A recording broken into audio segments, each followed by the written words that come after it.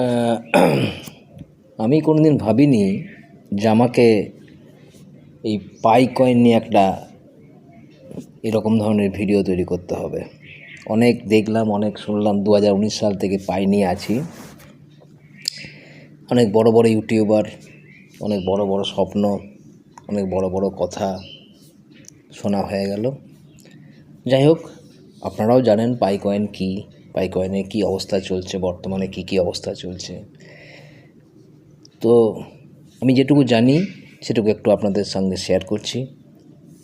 মানে পাই কয়েন হলো একটা পাই নেটওয়ার্কের একটা নিজস্ব ক্রিপ্টোকারেন্সি, যা সাধারণ মানুষের জন্য স্মার্টফোনের মাধ্যমে খুব সহজভাবে যাতে মানুষ পায় তার উদ্দেশ্যেই তৈরি করা হয়েছে।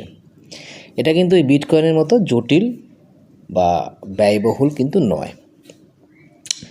এটা কোনো বিশেষ একটা হার্ডওয়্যারও লাগে না। এটা শুধু ফোনের মাধ্যমে একটি অ্যাপ ব্যবহার করে প্রতিদিন একবার করে ট্যাপ করে এই পাইটাকে অর্জন করতে হয় বা মাইন করতে হয়। মাইন মানে এখানে বাংলা অর্থ হচ্ছে অর্জন করতে হয়। আর একটা বিশেষ সুবিধা হচ্ছে এতে কোনো ব্যাটারি কিন্তু খুব একটা খরচ হয়নি। যারা তৈরি করলো তারা কিন্তু হচ্ছেন স্ট্যানফোর্ড বিশ্ববিদ্যালয়ের কয়েকজন পিএইচডি গবেষক, যারা তার মধ্যে একজন হচ্ছেন ডক্টর নিকোলাস কোকালিস, চ্যাংডিও ফ্যান। এরপর বর্তমান অবস্থা সম্পর্কে আপনি পায়ের নিশ্চয়ই আপনারা আপডেট আছেন, আপনারা জানেন।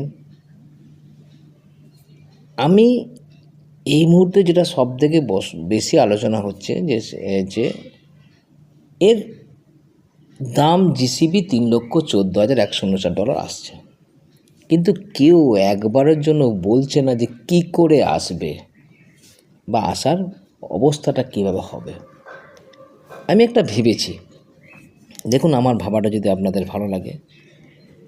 ধরুন মোট পাই কয়েন কত যেটা মাইনিং হবে, সেটা 100 বিলিয়ন, মানে 1000 কোটি।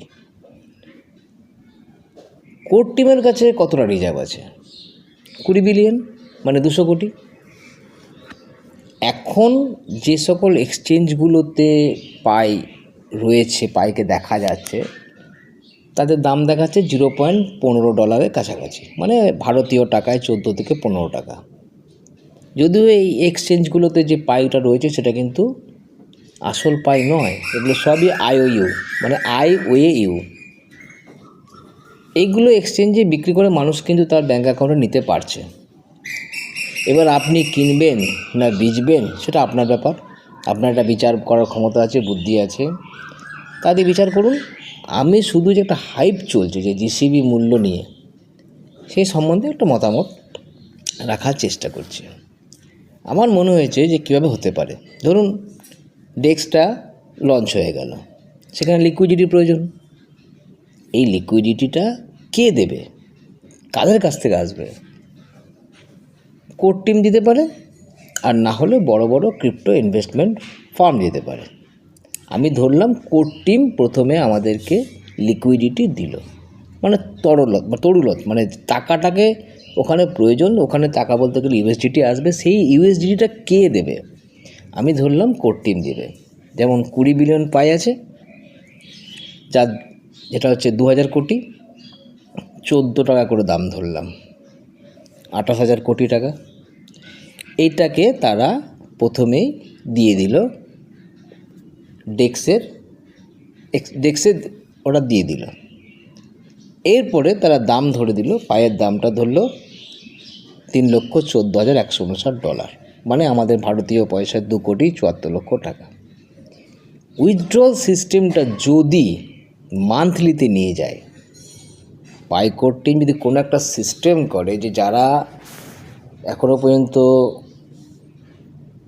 KYC কমপ্লিট করেছে, কয়েন মাইগ্রেট করেছে, মোটামুটি 16 লক্ষ, যেটুকু আমার জানা আছে, 16 মিলিয়ন।